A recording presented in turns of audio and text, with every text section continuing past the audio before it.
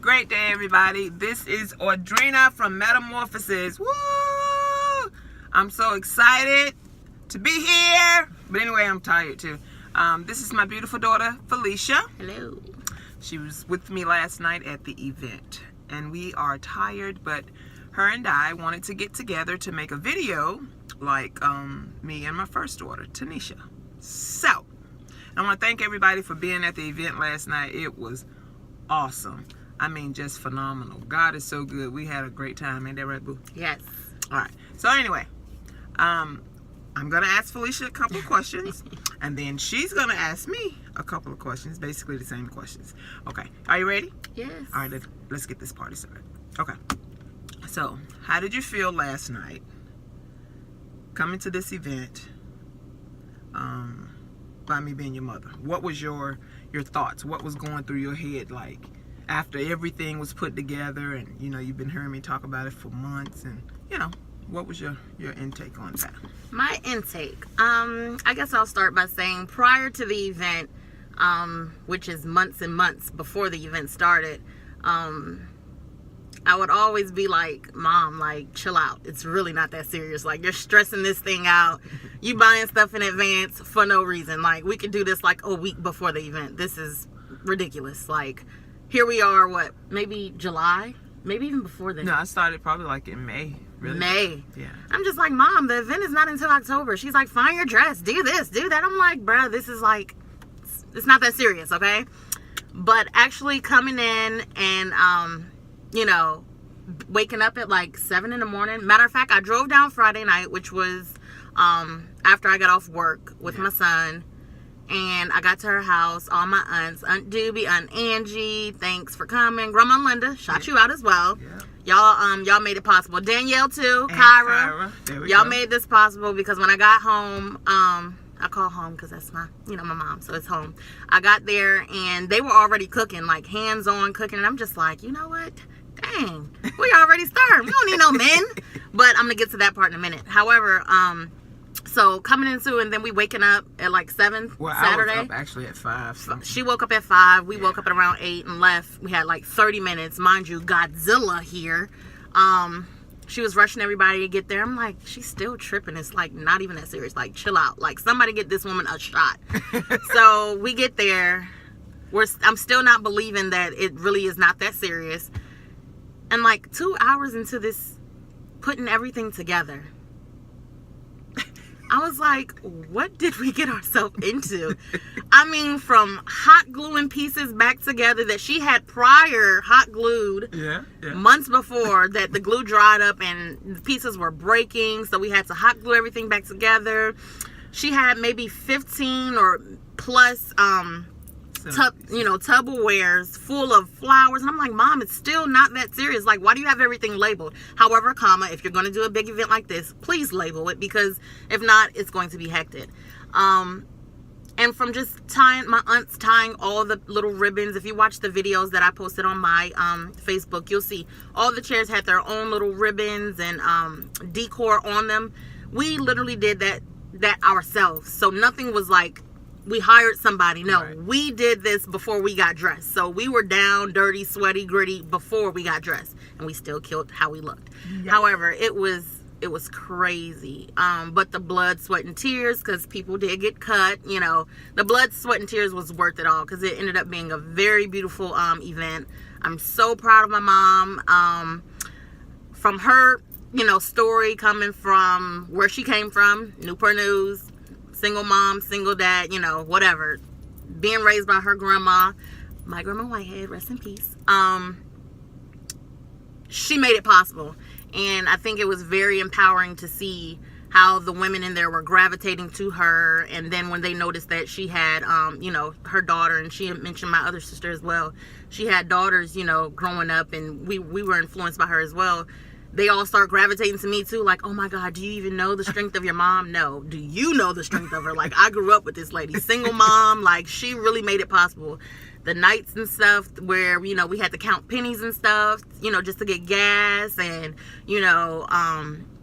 she would ask people for, so we can eat, just random stuff. Nobody would ever know the struggle that we went through, but we, the Hamlins, we went through a struggle. Right. She just did a very great job of covering it up. And just to see it all happen, it all came out of her pocket. Like, to see all of that happen, it was beyond amazing. Words can't express how happy and excited I was for her.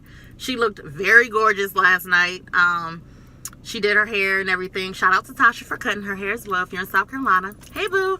But yeah, she did it. Like, breathtaking moment. So it was good to see her up on that podium, and the mayor being there, giving her kudos, because the community, if you ever been to Danville, Virginia, you probably haven't even heard of it because it's very small, but for her to do something so big in this little community is the first step of making America great again, as people say. But I'm very proud of her for that. Yay!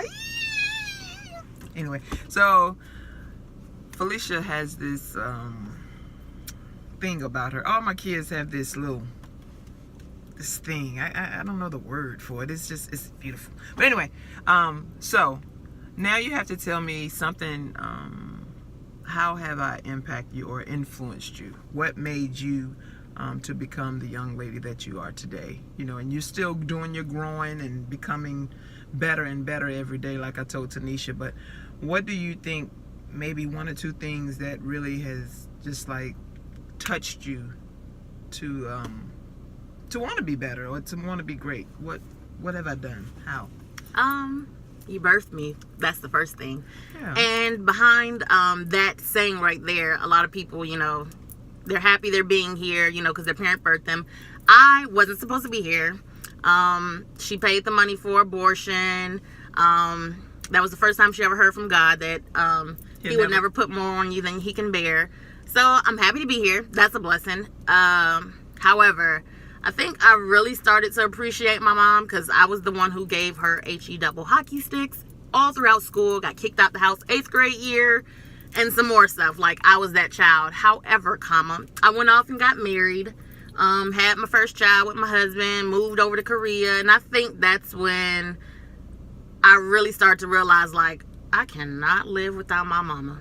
Jeez, because it would be nights and stuff I would cry, like, how do I know, if I'm supposed to be married, how do I know how to get through stuff like this? And she was like, I can give you all the advice in the world. One thing I won't tell you to do is to divorce your husband or anything negative about him. She would always tell me, you'll know when you've had enough. And I'm just like, Mom, like, I started to hate her. Like, that's not what I want to hear. Like, I'm going through stuff right now, and the only thing you can tell me is you'll know when you have enough. Bye, Mom. So, I go through ins and out of being stubborn, not listening and not picking up her calls, and just, being crazy acting, yeah. Whatever. And then I finally came back, and I got my first repossession and all that crazy stuff, just going through adulthood, right? So I moved in with her. We went through the struggle again, but we made it possible. And then I finally got my own place, and I think was the first night that I smoked weed. I have a heart murmur at that, and I was in the hospital. Was that the first night? Yeah, that you went. You was to the yeah, they found you in the tub because she smoked some weed. I don't know. Who knows? Actually, I was in Florida visiting a friend, and when the hospital called, it was just crazy. They were saying your heart was doing all kind of stuff, and of course I couldn't get to her, so I was just bent out of shape. I think that was my first little go round of, okay, your mom's not here. Do you see how it would feel, if your mom really wasn't here and she can't get into you? Because I was always dependent on Mama. And then that was a little situation. But what was my breaking point of, like, actually being like, that's my ride or die? I don't know, because it's been so many things that I've been through. I mean, it's countless. It's countless. Like, whenever I call Mama, she there. I love my daddy. Love him to death. Love my daddy to death. Always thought I was a daddy's girl. But I think I'm a mama's girl. Like, there is nothing that I wouldn't do. I don't think y'all understand when I say nothing that I wouldn't do for my mom. I will kill somebody over my mom. I mean, there's nothing there's no limitation when it comes to this woman. She taught me how to be a great mom. Because still to this day, I get a little, I don't know, I get flustered. I have a very short-tempered, when it comes to bull crap. I'm not going to curse, but bull crap. So she always, lets me know, you got to step back. You got to breathe. I have terrible anxiety. So I get overwhelmed, and she always, I don't know, she's just the go-to, man. It's crazy. I mean, it's kind of like, yeah, this is my mom, but no, this is my dog. Like, this is my dog. It's hard to, the words sometimes can't come out. It can't come out. There's no words that can express, she's unique. There's no words that can express this woman.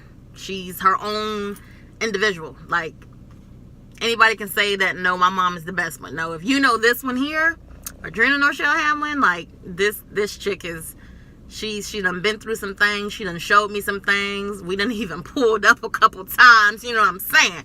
I know how to pull up now. So try me. I know how to pull up. Yeah, and I had to get on. But yeah, this lady, she done taught me the hood, the good, the church. All of it. And I mean, I think that's what makes me, the best woman that I am now, because I can go there or I can go there. Either way you want. I could throw the sneakers on or I could throw the 6 inches on. It's really just what you want. You know what I'm saying?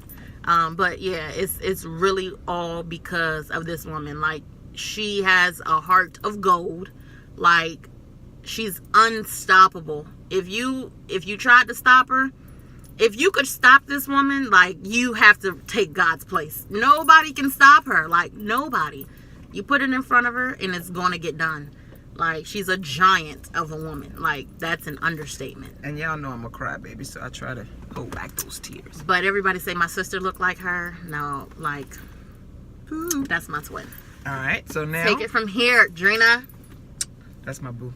Anyway, now you asked me, and this is my baby. So now you asked me the same thing. Well, whatever you want to question. How do I feel about you? How do you feel about me? Okay, now Felicia is this type. She's hard on the outside, but just as mushy in the inside. She has a beautiful heart. She has been through her own struggles and different things, but Felicia's unique in her own special way. She is down. She tell you she love you. She love you. So yeah. she's always like had my back. I mean, even if the other kids got on my nerve, her little bitty old self, because she's like the shortest one in the family. I don't know how that happened, but Felicia is the type of person that she needs to be around her family. She's very family oriented, and I think one of the biggest things that affected her was when me and her father had divorced. I think all of them took it hard, but I think she was like the next one in line, and she just kind of I think it broke her. Yeah. But at the same time, she and she still struggles with it. She hadn't really released it all. She still struggles with it, but she's a beautiful girl. And anytime I need her, she's like right there. Mm-hmm. She ain't gonna go but so far. Even when she was in Korea, she was about to have a fit because she was so far away from me. And now she's only like maybe 4 hours away. It's too far. Like, I need to be across the street. Yeah, look at her. But she comes anytime I need her. Boom, she'll jump on the road and she's like right here. But Felicia is one of the things about her. She teaches me about what she don't realize. It. She gives me this strength, this inner strength. Like, some of my kids give me peace and all this other stuff, but Fia is like the encourager. She comes and she can write her behind off. That was another thing. Yeah. I'm gonna have a book maybe next year. Yeah, she can write her behind off, and she's always coming and saying, Mom, it's okay, you got this. And then her wisdom too. Both my girls have wisdom. It's like at the right time she'll say something like, Mom, remember who you are. And we need that reminders from our children, and she gives me that reminder, and I appreciate it. I do everything I can, try not to cry sometimes, because I get so emotional. I be forgetting what I want to say, but that's my boo. Yeah. That's my boo. All right, next question. I forget. I don't know. What was it? I'll freehand this question here. Okay, go ahead. What made you, not only God, but what made you say, forget the money I paid, but I'm not going to have this abortion? I think the biggest thing was, and that was the first time I heard from God, but I think the biggest thing was that when I was growing up, I had got raped and I was pregnant at the age of 12. And, of course, at that time frame, I didn't want a child. And so my prayer was, God, I want to have all my children by my husband. And, of course, that happened. And so when I became pregnant with her, it was like that thing of, I have something living on the inside of me. And then I thought about the other children, and I'm like, they have an opportunity to come here. I can't do it. I can't do it. So when I heard that voice from God, I was like, I can't get rid of my baby. I can't do it.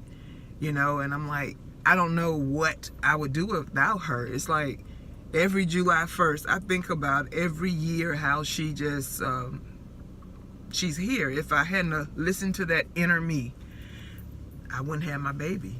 And I wouldn't have this little beautiful button. And I thank God for it. So, yeah, it was just like this. I looked up in the sky and I said, I can't do it. I just cannot do it. And so, now I'm here. Now she's here. So that's just kind of like an encouragement for any young woman out there who feel like you're alone. And I'm going to special shout out. I know this is weird, but I'm going to special out my cousin Kyra, you know, because she's going through it now. But just hold on to that voice, not the people around you. Hold on to that voice. You will hear it. You got this. Stay encouraged. Anytime, you know, you feel like you don't have it, you always got family, close and far away. And to any other young woman, mother out there that's going through it. And I'll even say to the men, you know, because men don't really have say-so when it comes to abortions or not. The woman always feels like, this is my body, I can do what I want. But it takes two to tango. And you're going to go through stuff too. But just know that, you know, you're not in it alone. You know, someone is always there for you. You just got to reach out, whether it's a mentor, sister, brother, cousin, auntie, uncle, whatever. You're never alone. And also, I just got baptized. Yay!